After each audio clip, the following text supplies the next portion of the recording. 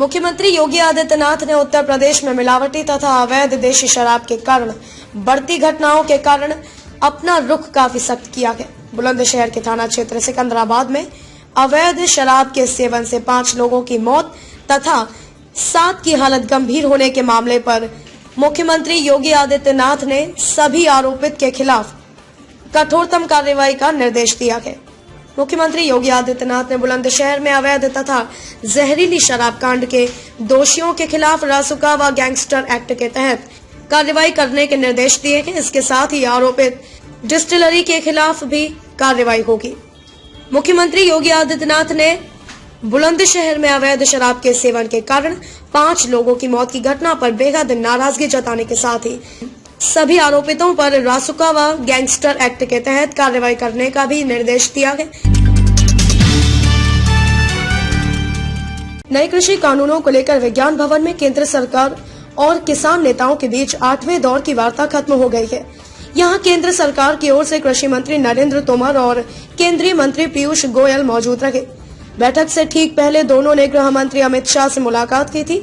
वहीं आज किसान और सरकार के बीच बैठक खत्म होने के बाद अगली बैठक अब 15 जनवरी के बाद होगी। वहीं दिल्ली बॉर्डर पर किसान का विरोध प्रदर्शन शुक्रवार को 44वें दिन में प्रवेश कर गया है। कृषि मंत्री ने आज की वार्ता में समाधान निकालने की उम्मीद जताई थी।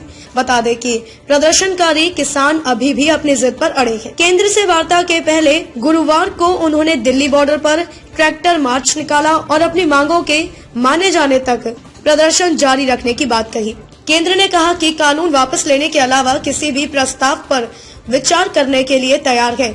माना जा रहा है कि विज्ञान भवन में होने वाली इस वार्ता के दौरान किसानों के समक्ष सरकार नया फॉर्मूला पेश कर सकती है। राजधानी के ताजिखाना अस्तबल चारबाग में स्थित कन्फेक्शनरी गोदाम में शुक्रवार तड़के भीषण आग लग गई। गोदाम घर के अंदर अवैध रूप से चल रहा था। आग की चपेट में आने से गोदाम में रखा भारी मात्रा में माल जल गया। दरअसल ताजिखाना अस्तबल चारबाग निवासी हिमांशु के पास कई कन्फेक्शनरी आइटम की डिस्ट्रीब्यूटरशिप है। घर के अंदर नीचे उन्होंने गोदाम बना रखा है। शुक्रवार तड़के गोदाम से धुआं और आग की लपटें निकलती देख आस पड़ोस के लोगों ने शोर मचाना शुरू कर दिया। शोर सुनकर हिमांशु आनंद फानम ने नीचे उतरे।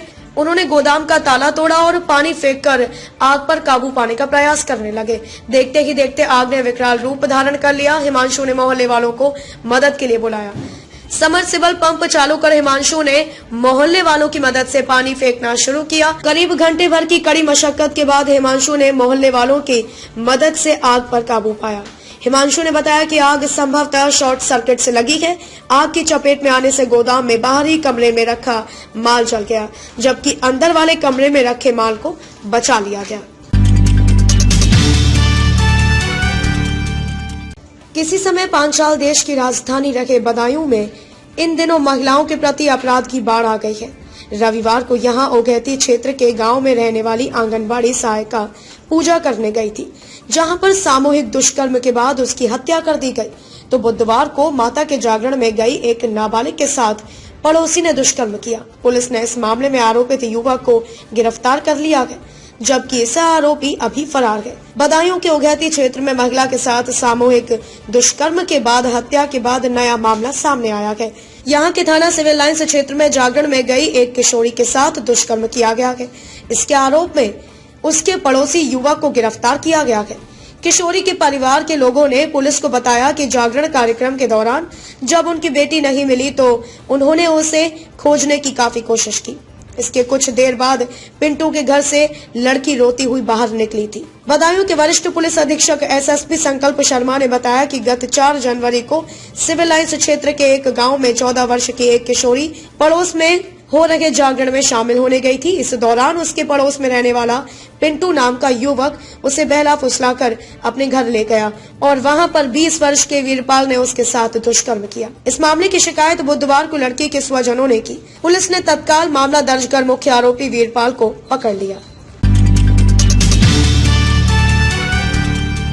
बुलंदशहर जिले में सिकंदराबाद के गांव जीतगढ़ी में जहरीली शराब ने जमकर कहर बरपाया है। यहां जहरीली शराब पीने से 5 लोगों की मौत हो गई, जबकि 4 लोगों की हालत नाजुक बनी हुई है। इन सभी ने गांव में ही बिक रही शराब खरीदी थी। 4 की मौत के बाद पूरे गांव में कोहराम मचा हुआ है, जबकि उन 5 को हायर सेंटर रेफर कर दिया गया है। अभी शराब बेचने वाला कोई भी पकड़ में नहीं आया है। इस मामले को बेहद ही गंभीरता से लेते हुए एसएसपी ने इंस्पेक्टर सहित 3 को निलंबित कर आरोपियों पर एनएसए लगाने के आदेश दिए हैं। जिले के गांव जीतगढ़ी निवासी 35 वर्ष के सतीश, 40 वर्ष के कलुआ रंजीत तथा 60 वर्ष के सुखपाल सहित 9 लोगों के गांव में ही एक ग्रामीण से शराब खरीदी थी।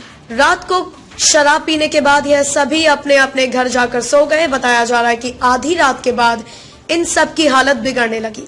इनमें से सतीश, कलुआ, रंजीत तथा सुखपाल ने अस्पताल पहुंचने से पहले ही दम तोड़ दिया, जबकि बाकी 5 को अस्पताल ले जाया गया और 5 की हालत भी नाजुक है, जिन्हें दिल्ली रेफर कर दिया गया।